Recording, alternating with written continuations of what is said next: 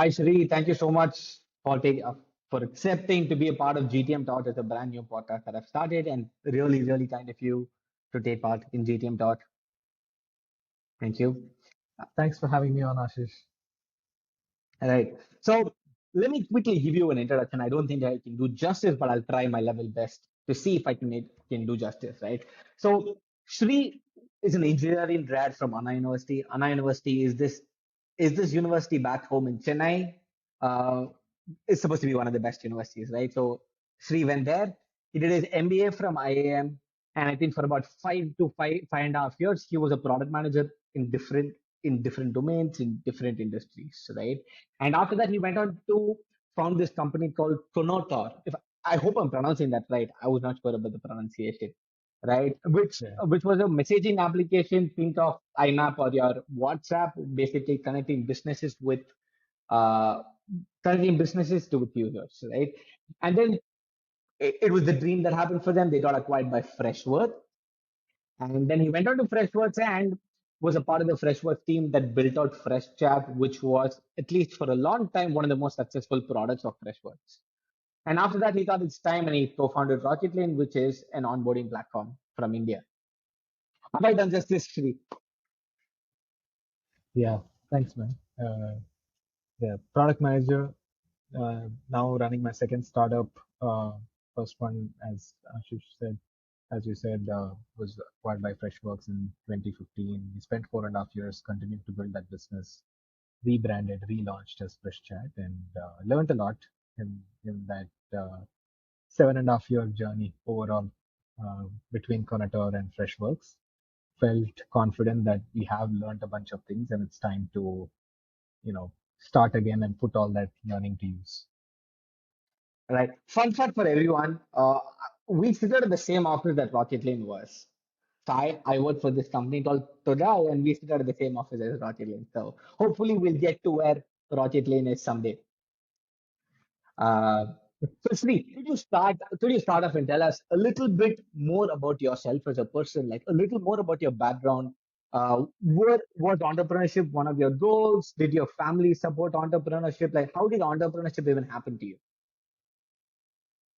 Yeah, I would say from my school days through college, uh, undergrad, I was, always very interested in programming. That was sort of my first major calling, I would say. I was like always in love with programming and computers and learning more about it. It was a very interesting turn of events that I ended up doing an MBA. But even at B school, I used to be one of those who was in the IT club and still programming, still doing stuff for our intranet and stuff like that, right? So uh, and I realized along the way that what I enjoyed from programming was actually the creation of something new, right? Creation and leaving a mark in some way. And that's why after the MBA, I drifted towards product management as a career because it still brings that, you know, your own uh, mark on things that you can bring by building something new out of nothing or enhancing something that's already out there. And that's the career path I set out on. And enjoyed my stint in product management. I was one of the, I would say, more technical PMs on the team wherever I was, and I would get into understanding how it was working underneath the code, etc. as well. Really helped me be an effective product manager who could gain the respect of the tech team. And from there, there was a certain confidence that came that, hey, I know how to build a team, manage a team, run a team, etc. So maybe the next step is instead of creating a product, can we create a company, right? And that's what sort of put me on the entrepreneurship path.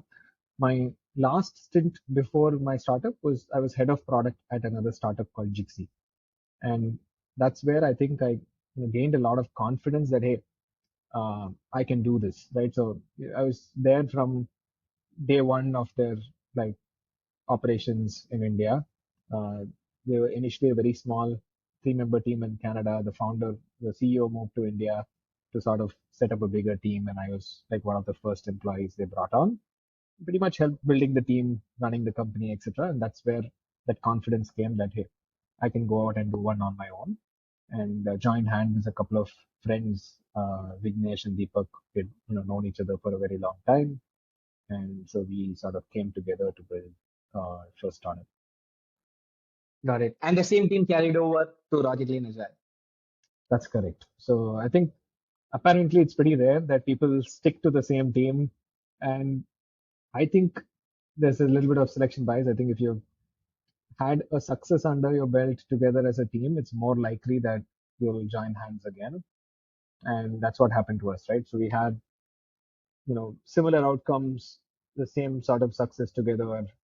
We had a partnership going, which was working well. So, and when you go through a journey, you have your ups and downs, and if you survive those ups and downs, you build a stronger relationship at the end of it. And I think that's what happened with us, where we really understood really well about each other. We learned to set egos aside, and that's helped us build a great partnership. Great. So, Shri, this podcast is all about GTM, right? So, I want to get as deep as possible in GTM with respect to Rocketline. When we talk about GTM, I think let's step one step back and let's get into the problem statement of how you thought that onboarding was a problem and therefore you said, let's build Rocketline or let's build a solution, right? So, how did that moment occur to you and how did you go about validating that problem statement? Right. I think we look back at our journey at Freshworks, especially as we got pushed into mid-market, lower end of enterprise, etc. We felt one of the most painful experiences as part of the journey was staying on top of how we were implementing and onboarding our customers, right? So when they came on board, we would have sold a big deal. The first thing that will come to my mind is, hey, who should I put on onboarding for this one so that it doesn't go bad, right? Like so that the customer has a good experience. And so we were very like hero driven. There'll be a few people who you trust for everything and say, hey, okay, Sudhir should be on this project because he'll do a good job, or things like that, right? And uh, you'd always need to check with people. Hey, how's it going? Is the customer happy? And you'll hear one thing from the onboarding manager, but you'll hear something else from the customer. So it felt like it's the first partnership that the customer is experiencing with you. So it's very critical. If the customer has to expand and trust you to do more with you, you need to impress them. You need to really come with your put your best foot forward in this initial partnership.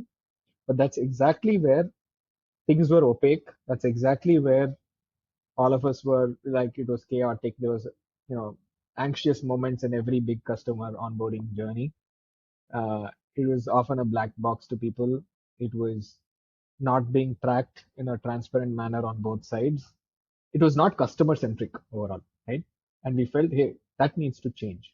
Then we went about validating, hey, is this really a problem? Why is this important, right? So it's not enough if you just find a problem. You also need to understand, is this important? Is it like top priority for many companies? And we understood two things were happening.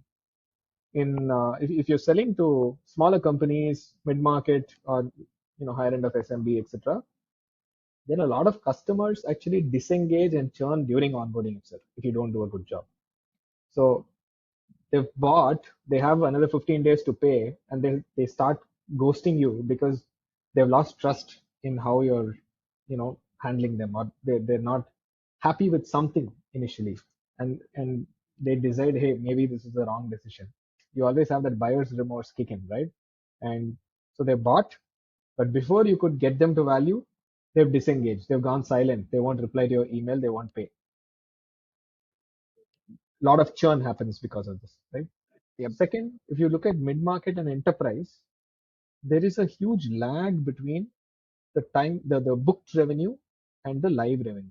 Because when you go enterprise, the customer is going to say, hey, let's wait for me to go live before you start like recognizing revenue that you're collecting from me. And it's also accounting standard, by the way, that you can recognize revenue only after the customer goes live with you. So in some cases, customers will even push back saying, hey, it's been 3 months, we are not yet live. So I need you to extend my contract by 3 more months. So you're actually missing out on revenues by delaying the onboarding, right? The Right. initial implementation project needs to finish on time. And the other thing we noticed is if you do a sloppy job during that initial partnership, the customer's already decided, hey, I'm not going to renew with them next year, or I'll keep it to only this one use case. If you do a great job, then they're going to proactively find what else you can do for them. Hey, this, vendor is great to partner with. What more can we do with them? Can we take them to more geographies? Can we add more use cases? Can we expand the value we're getting from this partnership, right? So the attitude towards the partnership changes based on how well you do onboarding. Your time to expansion also decreases. So your NRR will grow, and NRR is a super important metric which every board is tracking. So you're going to be able to grow your NRR by focusing on making onboarding kick-ass. And that's something we learned. We talked to like 60, 70 companies. We spoke to founders. We spoke to heads of customer success, head of onboarding and implementation, head of professional services. We spoke to investors. So we spoke to different types of stakeholders to understand how they were thinking about the priority of this problem. We also checked with them, hey, tell me the top four or five problems in the company. And for some of those enterprise focused companies, they said the booked revenue to live revenue thing is a real problem, like top three problem for them as a company, right? So that made us understand that, hey, this is real. And yes, there is some evangelism we need to do still. We need to help more people understand the full value of solving onboarding. Some of them may not be aware that it has so much impact on their business, on how fast they grow, how much the customers grow with them, all of that. But we felt it's important enough to take it on, and that's how we did our validation. Right. But completely understand your thought process and how you went about it. But how did you do it? Like you say you spoke to 60, 70 companies, right? Let's say I'm an entrepreneur starting out and I have a problem statement that I want to validate.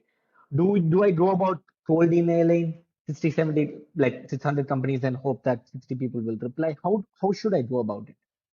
It's a mix, right? So we had some network of other entrepreneurs already. Right. Uh, so we reached out to those folks, but we also wanted to reach out cold to people who don't know us. So we did some cold reach out, and then we reached out to some warm connects through our network. So there's people there's people who are one hop away, so they don't know you, so they'll give you a more transparent, like real, hey, no, this is useless for me. They'll give you more direct feedback, but you have a way to get a conversation with them. Like a couple of channels that work for us. One is introductions through other entrepreneurs, introductions through VCs. So any VC or angel we had in our network, when we chatted with them, we would also tell them, hey, we're very early stage. We're still validating which problem we want to solve. I know you want to invest, but we're not ready for that yet.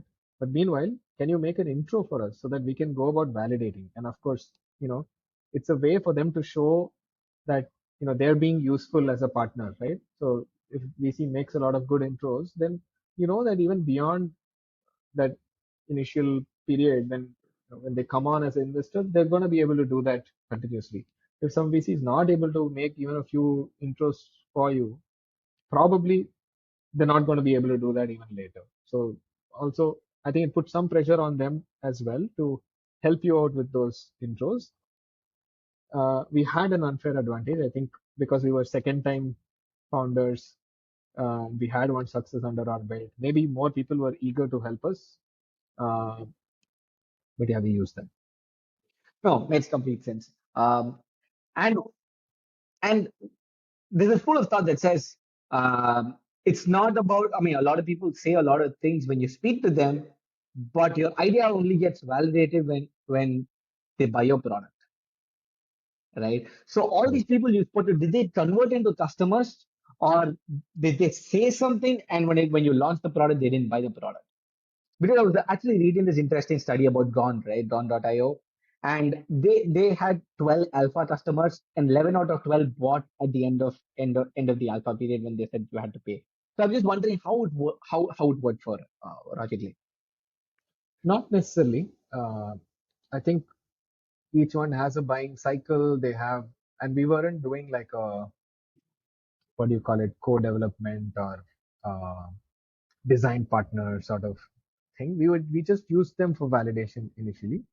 We did have some questions to ask them about a, how much is this worth solving, right? Like for you, how much will you pay for a solution like this? What will you pay budget?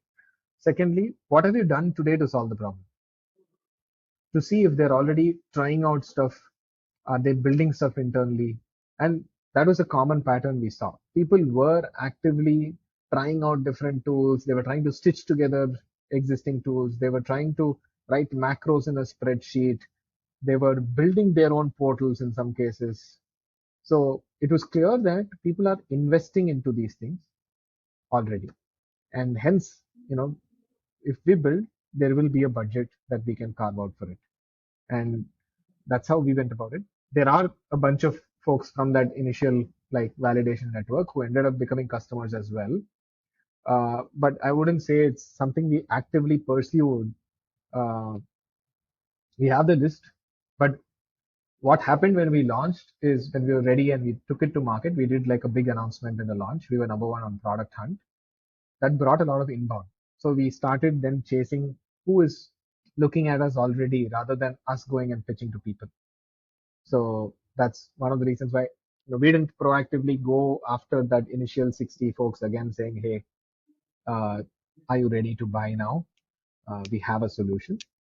Some of them we were approached, but we didn't make it like a focused effort. Got it.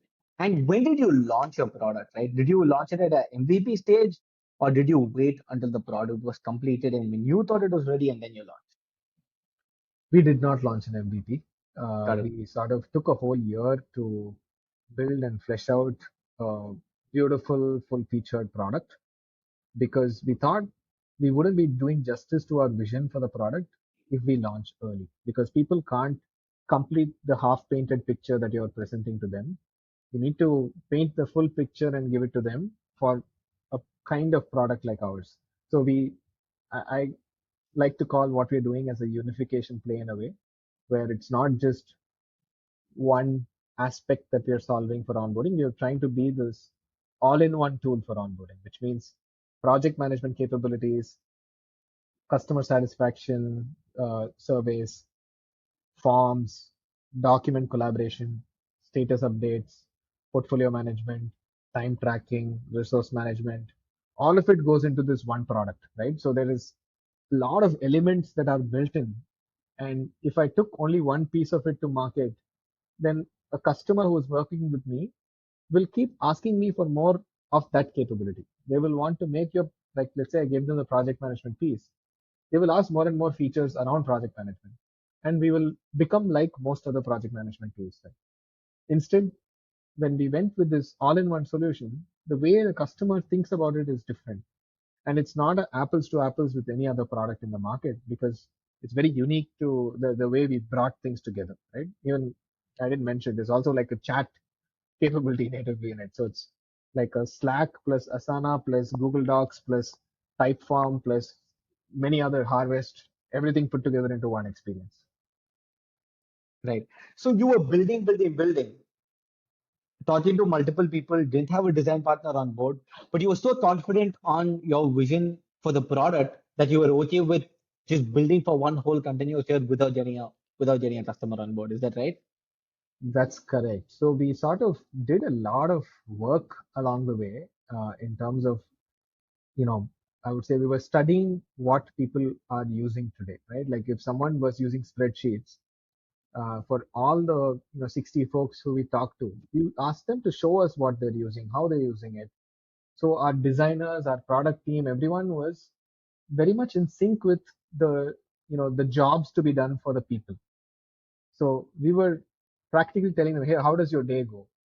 And the customer will or the prospect will explain to us how they spend their time. Where does most time go? What is annoying? What is manual? What is frustrating? What are they trying to automate? We had really good grip of all of those things at every level, at a user level, like a implementation manager level, at a leader level, at a executive level. What did people want and what were they doing today? either in spreadsheets or other tools. We really got a hang of it first. And then when we built, we also showed like mock demos of what we built using click-through prototypes. We kept showing it to people along the way. Though it wasn't an official design partnership with anyone, we had a circle of people who we would ping from time to time saying, hey, do you want to see how the product is coming along? Would you be interested in giving us feedback, etc.? And we kept doing that along the journey so that we are validating our thoughts and what we're building. In fact, I think from 6 months before launch onwards, we started showing people part product, part sort of click through prototype so that whatever is completed and launched, we are actually using the product in the demos, and so some amount of beta testing is slowly happening, at least from a demo perspective. Right. And this was when did you guys raise your seed funding? Was it when you were building a product, or was it after some traction? It was while we were validating the uh, problem itself. Okay, We started the company just when COVID started. And when COVID hit, we sort of said, hey, let's quickly finish a fundraise. We don't know what the world is going to look like in a month from now. So we sort of pushed for that to happen quickly. got it, got it. Right. So, Shri, how did Rocketline go about getting the first 10 customers? Was it founder-led sales? Did you guys do Google AdWords? I just want to understand your different acquisition channels and how they worked out for you. Yeah. So it I had two more people with me on the go-to-market side at launch, right? So there was one person who's done sales, one person who has done a variety of roles in SaaS, from sales to pre-sales to RevOps to whatnot. And so it was the three of us who were the customer-facing people on the team, and we sort of did this really good launch of the product before we had any customers, right? So we went on product hunt. The same day, we also announced our seed funding. So we delayed our seed funding announcement by a year, and we sort of did it on our launch day. And so we had a beautiful website, an announcement about the company, number one on product hunt, uh, already had a community of people in our space, already had a podcast. So if you come to the website, it won't look like a new company. It will look like a company that's been around for 2, 3 years at least. So that's sort of what we went for. And we also put it up on G2, etc. quickly. And uh, so launch was a great hit, right? So that day we got like 200 plus signups, and from that we were slowly over the next few weeks finding time to get demos and convert those signups. That's sort of the motion that was happening at the time. We did have some folks who had known about us from a little before, some folks who we had shown the product to in the last year. So we were in touch with some of them, and some of those converted into customers. But most of it was, at the time of launch, friends who knew us, our network on LinkedIn, and folks finding us on Product Hunt. Those three things started kicking off, right? So those three brought in some leads our way, and very unexpected kinds of companies also bought Rocketline. Like I would have never imagined that, uh, logistics company like Delivery will become a customer, but they had customers, and they had like this warehouse build out that they were doing for their clients, and they said, hey, we need a tool like this for that. And we had friends there who knew of us, but when they saw the product and it resonated with them, we hadn't thought of them as potential customers, and all of that started happening as well. uh, so yeah, it was pretty strong start, where I think the first 30 customers happened within the first 2.5 months of launch of the product. Wow. And was it strategized in this way, or did it just happen in this way? I mean, we did want to have a strong product and launch, and we were hoping that there will be good traction, good amount of signups from that. Maybe it went a little more than we had imagined. Got it. That makes sense. Okay, so I think you had the dream launch, right? Like not everybody can launch as strong as Rocketlane. So what would your advice be to people who are just starting about, just like yourself? Like how should they go about get the first 10 or 15 customers? Yeah, I think Again, B2B domain, let's take an ARR of $15,000. How should they do about it? yeah, to be very frank, having these design partners, etc., actually makes sense, right? We didn't do it that way. I think each founder has a founder market or founder GTM motion fit in some way. Right. For us, we always wanted more inbound than outbound. We wanted to make inbound work early. We started doing Google ads in our month 3 from launch onwards. So we wanted to get uh, to have some easy wins as well. And inbound is more easy wins than outbound typically. So we optimize for that. Uh, but if you have a higher ACV, let's say 15, 20K of ACV, maybe outbound is also something to explore. Only thing I would say is focus on how can you get global customers from early, right? So if you're advertising, advertise in the US. If you're doing outbound, outbound to the US, etc. Because and today maybe you need to think twice about it, given the recessionary environment may be stronger there than there may be other pockets of the world where you can sell easily. Uh, but when we were doing going live, we wanted to see that global traction and US traction early, so we optimized for that. And I would also say uh, be shameless in asking for help. Everyone who we were in touch with, I was saying, hey, who can you put me in touch with? Any investor we spoke to, hey, who can you introduce me to? Right. So, and that sort of helped us build our network. We did a very interesting thing, which was the community, right? So 9 months before we launched the product, we launched a community. The community had around 700 people at the time we launched the product. And that again helped us a lot, right? So that helped us from understanding what are these people talking about, what do they care about. It gave us so much meat of content for us to write about on our blog, etc. And it gave us a great network of people. So, you know, of course, it also happens that in our space there was no community yet. So we could be the first and only community for people in onboarding implementation, and that worked in our favor. Right. But I How did don't you go think about building this community, Shay? cold outbound. Just reach out to people and say, hey, we're building this community. It has people from ChargeBee and Gainsight and so on already. Why don't you join as well? And it's free, right? It's a knowledge resource that is available for free. Why will people not join? So, of course, there are some people who don't care about their jobs, they may not join, but others will join. And so we automated our outreach a little bit.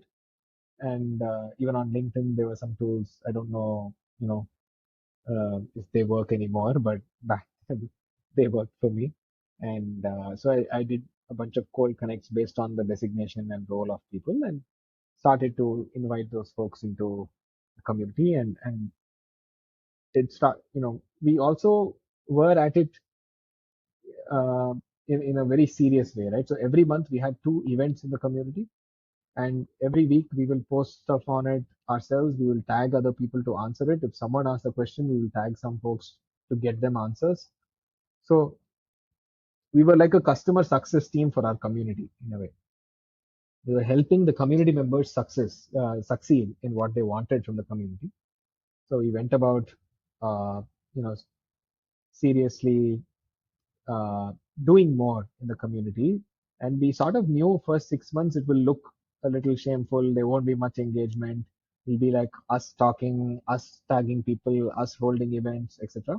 But once it reaches some critical mass, the natural conversations and things start. Right now, it has 15 local chapters in different cities. It has a life of its own because there are like events and meetups happening in different cities that are just facilitated by us. Uh, so yeah, it's been amazing to watch the community grow. Does it work as an acquisition channel? I don't think of it as an acquisition channel. I think it's a long game that you're playing when you go build community.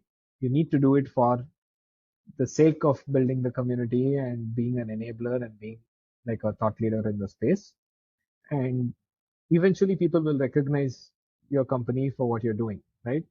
So you don't try to turn it into a lead gen source for yourself. What it does help with though is I would say conversion. If someone is on your website, they see that you also have a community, they think more highly of you. So they're more Hmm. likely to sign up for your product. And if they're making a decision about you versus someone else, if they see the passion you have for the space, they see how much you're contributing beyond product. That's also something that works in your favor. Makes sense. That's a different way to think about it because considering you're putting so much effort into building this community, but you're open with the idea that okay, I'm not going to get leads from this, I'm not going to get business from it. Yeah, it's a new thought to me. It's Right, a Steve. long game. So I think yeah. one of the things that helps us is because we've had one success under our belt as a founding team, we're Hmm. not thinking about short term wins. We're only thinking long term about this venture. We want to hit it, you know, out of the park this time. And a lot of decisions like not building an MVP, not, focusing on community as a lead gen mechanism. All of it comes from thinking more long term than short term. Right. Right. And how where does SEO fit in this picture? SEO again is a long term. Did you guys start doing SEO while building a product? Because a lot of people suggest today that don't wait for you to launch your product, start your content game so that when you launch your product, you have content out there, few keywords start ranking, and hopefully leads start coming in. How did you guys go about it? We built content early, but we didn't focus on SEO. We built a lot of thought leadership content early. Uh, I did not want to have keyword stuffed pages on the website or on our blogs. And I believe that if you write high quality content, automatically it will get recognized, people will find you. After a couple of years, I stand corrected a little. I think you do need to do more research on, you know, what to write about, what are people searching for, uh, etc. And maybe there are some styles to write in which help you better, but I still say there's a balance. Like we did engage an agency and they gave us like a rewritten, you know, post from something that we had earlier published and said, hey, this is more SEO optimized. But in my mind, let's say because it's more optimized, it comes up as the first result. But someone goes, clicks on that link, and they read what feels like a keyword stuffed page. What is their impression of you? Are they going to sign up because of you appeared on rank one on that, or are they going to think, hey, there's just some, rubbish content which has been stuffed with keywords to rank high. I need to find a better article. I would say it's option two, right? And hence I would prioritize thought leadership over doing things just to rank high. I think that needs to happen uh, in an organic way. Maybe there are some things you can keep in mind while writing to have better impact. But I'm not from the school of thought of optimizing just for SEO. Does your SEO team like you? We don't have a separate SEO team. Oh, okay. So got it. So your marketing SEO fits under marketing. So do you guys still optimize for keywords or are you only about thought leadership and you don't work on SEO at all today? We cover more topics now, which we know people want to hear about. But while writing, we keep some principles in mind, but we're not like optimizing for SEO. Instead, we are keeping SEO in mind, but writing content the way we feel will be most beneficial for customers. No, I completely agree with you, Sri. I think there's a process when it comes to writing. It's not only about keyword stuffing, like you mentioned. I think adding the right schema, doing the right research, seeing what the top 10 ranks for, what can you add more. I think there's a little more that goes into, but Yeah, no, but so I completely, for our space, it's not like there is a lot of content already out there that you need to rehash, right? right. We are right. Everything is original content in our category because no one's written anything on it before. And a lot of our content comes from conversations we're having in the community, podcasts that we're doing, events that we're doing, and learnings that we have from our customers, from our own journey, etc. So it's all been very driven by what's happening around us, with our customers, and with our community, rather than like a siloed, hey, what are top ranking blogs for a keyword and what can I learn from there? There's a lot of confusion around keywords in our space. The category name itself is a little bit of a confusion. Like there is something called customer onboarding, which something called client onboarding, which are sort of the same. Then there's something called user onboarding, but the user onboarding folks call it customer onboarding to make things more confusing. And so, how to write about it, what terms to use, all of that is not, easy to figure out in our space. I'm glad you touched about events, right? So how do you guys view events? How do you guys calculate ROI on events? And is event a way for you to acquire customers today? Event is important for us, but again, we think long term. We believe that you need to go to an event 3 times in a row for you to have impact. So ROI may not look good first year, may look okay second year, but only after third year you're going to start seeing real ROI from events. So we've sort of taken that approach. We've sort of said, hey, let's ensure that uh, we are putting ourselves out there, uh, helping people recognize our presence in these events. Uh, and let's do good by our brand, right? So we have amazing swag that we give out. We usually do very strong, you know, thought leadership sessions at these events to make impact on the audience. And we, you know, we're very aggressive as a team on the event floor.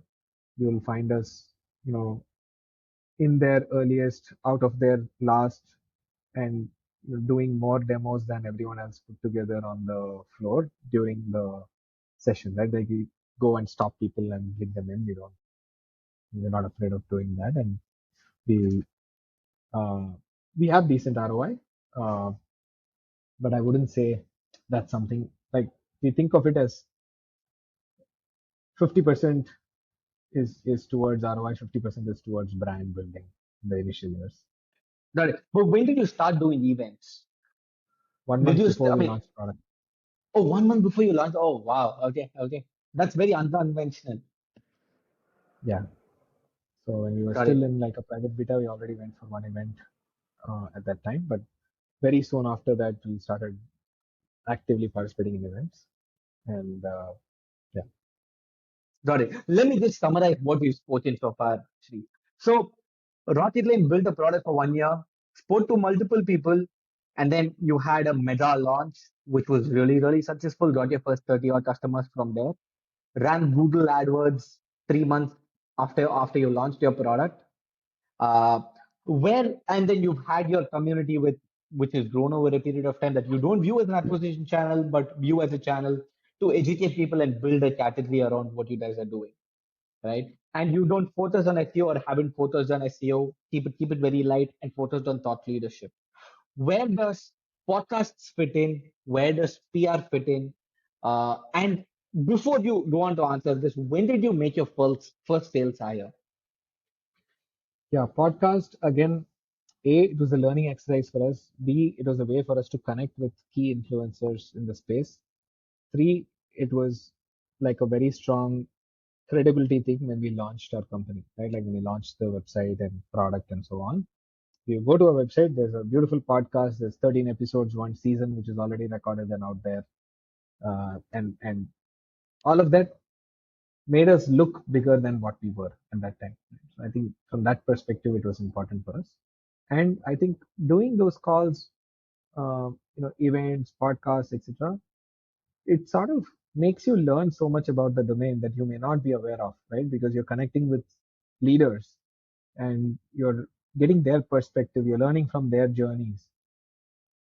Frankly, after doing all of those sessions and community meetups, podcasts, etc., I had content to write 52 onboarding tips, one every week for 52 consecutive weeks. So I wouldn't have had that content before I started the company. I didn't know anything about what I was building, right? The domain. I knew what we wanted to build, but I couldn't have given you tactical tips about doing the job better because I wasn't doing the job myself. But now super confident to talk to any company and be able to improve their process in some way because of all the conversations we've had. And that's what I think was the value of the podcast. Uh, Sorry, what is the other question I was you had? asking about PR, press releases. Yeah, PR is something you've, you know, done at a regular cadence, at least in the, over the last year. We wanted to make sure that we keep putting ourselves out there in the news. And we're doing justice to key events in the journey, right? We make a key hire. We need to do justice to that and let the market know. We released a big feature. We need to let the market know. We got on board an amazing customer. We need to let the market know. So that's how we look at it. Uh, yeah, we want to be uh, in the news, buzzing at all times because we are actually buzzing. We just need the world to know that we are buzzing. Should one calculate ROI for PR or not? I've always in my mind. I really don't know how you can calculate for PR because the way I'm wired as a person. Everything I think is equal to business, right? That's how I am as a person. So when you do PR, I think it's more of a brand building exercise at some level. And when it comes to branding, it may not lead to direct leads today, but eventually it will help you get business. So how do you quantify this and how do you measure PR as a channel? Yeah, I think there's different kinds of PR, and we sort of mix it up from time to time. There is something called momentum PR, which is more about tell the market that you're doing well, right? Talk about your recent wins and the traction you're having, the momentum you're having, so that a prospect can see that, hey, it looks like this company is actually doing well. Let's say they came across Rocketlane and Pocketlane, a competitor, right? Now they search about Rocketlane, they search about Pocketlane online. And if they see some recent news about us, read it and understand that, hey, the company is doing well, then it's more likely that they're going to give us the business versus giving it to Pocketlane, right? So in that sense, PR helps in some ways. The other thing we do is we may do like a joint PR with a customer around an event. So when we went for Gainsight Pulse this year, a day before that, we announced that Gainsight's top implementation partner, nCloud, has selected Rocketlane as their choice of implementation software, right? The, And so you're doing some things to support the rest of the strategy. It may not on its own have something, but at the event, when we're talking to people, we can say, hey, by the way, nCloud, they're like the top implementation partner of Gainsight. We did, we had PR with them yesterday where we announced our partnership. So things like that help, right? So you need to see how it plays into your larger strategy. Every quarter, what are your big goals? How is PR going to support those goals rather than look at it as something on its own? got it. Got it. Maybe makes complete sense. But I just need to understand this a little more better coming from a branding perspective. I'm more a revenue there per se. Okay. So if you were to change something, you were to go back in time and change something as to how you started about Rocket Lane, what would that be? Hmm.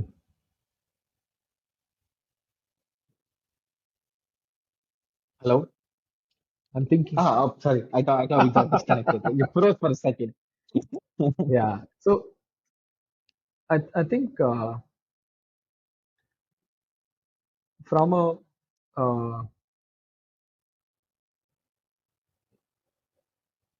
I can't really say what we would have done very differently. Maybe uh, we've learned a lot on the sales front that if we had known earlier, we could have maybe closed even more deals and grown Right. even more faster. Uh, but that's part of the learning process and journey we're on.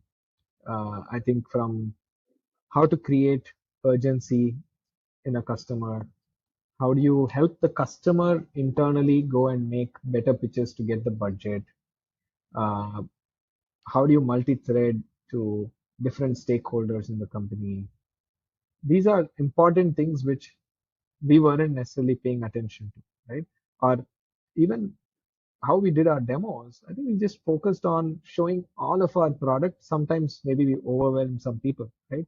Instead of focusing on what they need to see, we didn't necessarily do like a discovery where we, ask them a ton of questions for 20 minutes to understand what they really care about.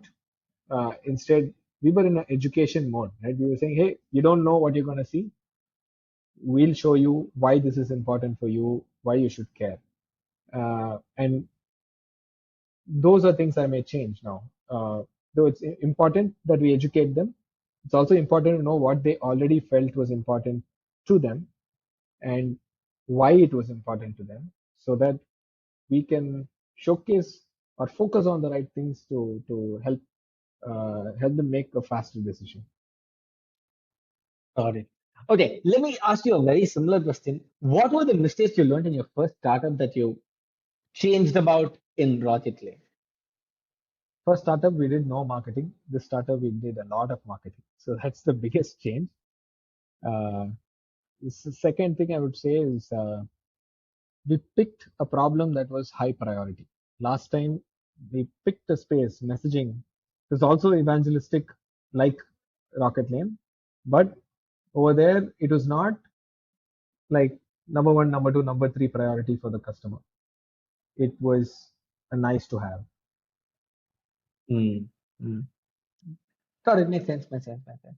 Right. And this thing about process, right? When did you design for Rocketlane that things need to be ad hoc? Let's keep things ad hoc and let's processify things. When was that shift that happened?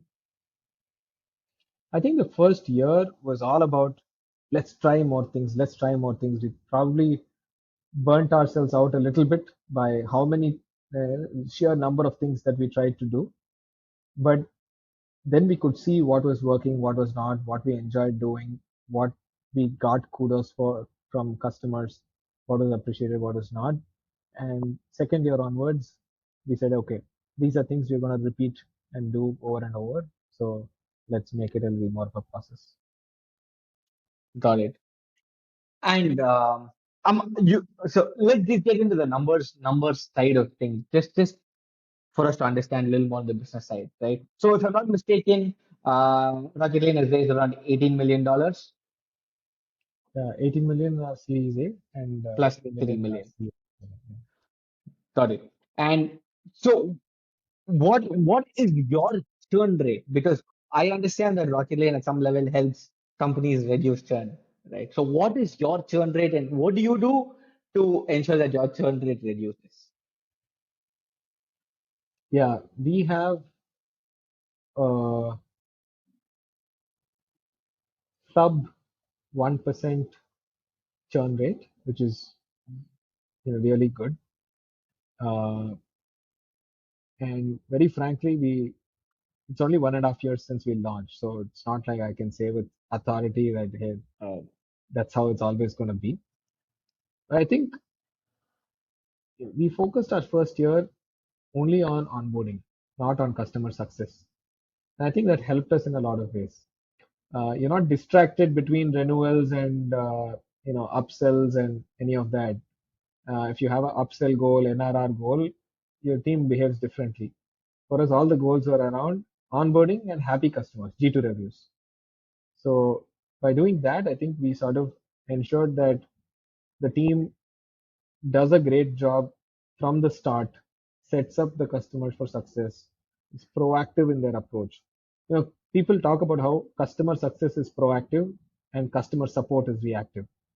I actually say customer success is also reactive. Customer onboarding is where you're proactive, truly proactive. Uh, So yeah, and that's what we've sort of focused on, saying, hey, let's ensure that every customer gets to value faster, and we use our own tool to do that to bring the accountability on our customers, and they learn our practices while going through our onboarding. There are many customers who we have learned from. There are also many customers who we have taught. Like during our onboarding, they learn a lesson or a trick from us that they incorporate into their onboarding. Could be something very simple. Like, for example, one of the questions we ask in every kickoff meeting is, hey, exec sponsor, let's say Abhishek, your, your team, Ashish from your team is the key POC for our onboarding over here. Now, what should we do if Ashish is not responding or is dropping the ball on tasks on his plate? When we ask this at kickoff, we're taking the permission of that leader, Abhishek, to chase Ashish, right? To give Ashish a hard time if, you know, uh, he is not doing things on time. So that's sort of a simple question which we ask, and then our customers say, "Hey, how did you know to ask that question?" And I think if we ask this question to our customers, it's going to help us hold our customers accountable in a better way. So beyond software as well, we want them to learn something from going through that onboarding journey. Got it, Shri. Yeah. Interesting. Very interesting, to be honest. I've never thought about it that way. Okay, let's get into the last session of this podcast, right? So this is going to be, for a lack of better word, I'm not a creative person, so I have to call it rapid fire. So, um, leave us with three hacks that would be beneficial to anybody and everyone listening. Any three hacks. It can be tools, it can be anything. I would say spend a lot of time on your kickoff, right? As the onboarding, I mean, these are onboarding hacks, or do you want GTM hacks? GTM hacks Okay, all right, for the SaaS world, B2B. right, got it. Uh, One, I would say, you know, uh, spend a lot of time. I know sometimes when people do discovery with us as part of like a sales conversation, we feel, hey, this person asking me questions to corner me later. We feel annoyed about answering those questions. So figure out a better way to ask those questions that doesn't feel like you're gonna, you know, corner them into buying, right? It should feel more natural. It should feel more like, hey, this is a genuine question coming from curiosity, and answering this properly is going to help me, get a better demo of the product. So that's what you need to convey by saying, the right things to the customer. So think about that. Uh, Secondly, I think in 2023, value ROI, super important. So in every conversation, make sure that you have a way in which you leave the customer with the clear idea of the value and ROI you're going to create for them, right? So it's not enough that they understood. They need to remember what you told them, and they need to be able to repeat that inside their company. So figure out how to make it like a catchy, line that you tell them, right? Uh, Maybe it's about saying, hey, what is the top metric that matters to a customer today in SaaS? It's NRR, and we help you with that metric so that they remember specifically, okay, NRR is what I need to pitch to my CFO when they ask for the budget, right? So things like that matter today. If you told them a long list of things and they don't remember any of it, there's no use in you communicating the value and them understanding. Uh, and yeah, I think two, two tips. Got it. Do you have a productivity hack for us?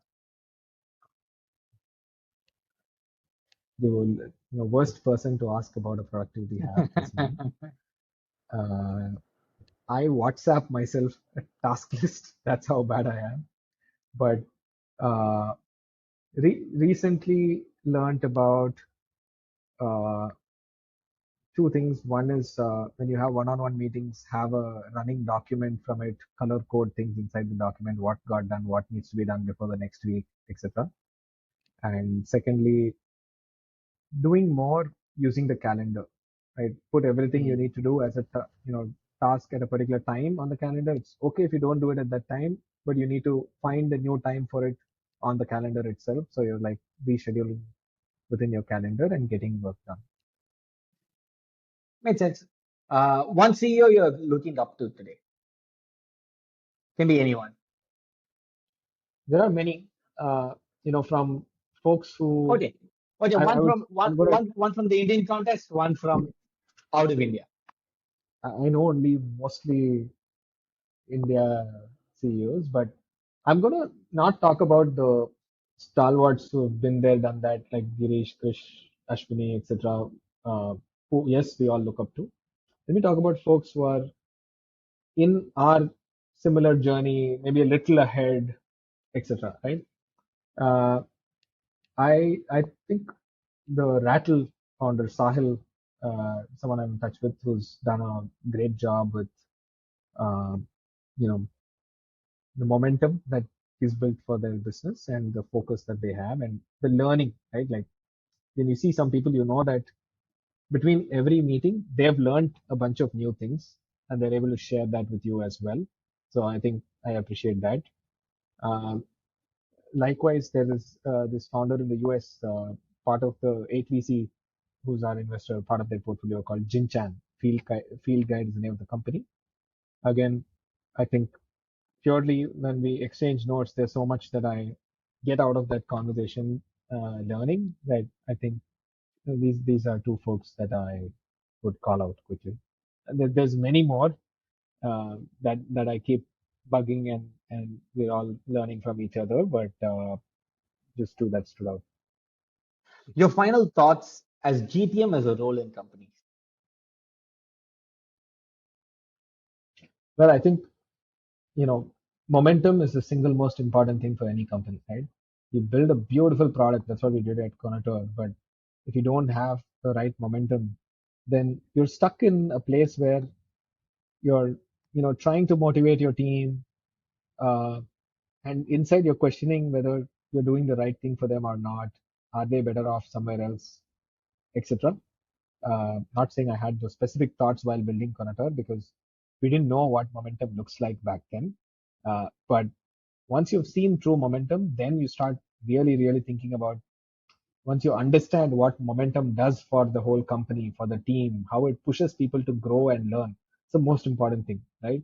So I would say GTM team and team members need to always be thinking, optimizing for how do I keep creating new ways to generate that momentum for the company and the business. And single most important thing for the company also. Done. Thank you so much for your time, Sri. It's been a pleasure having you. Thank you so much. Cool. Thanks, man. Thank you, Sri.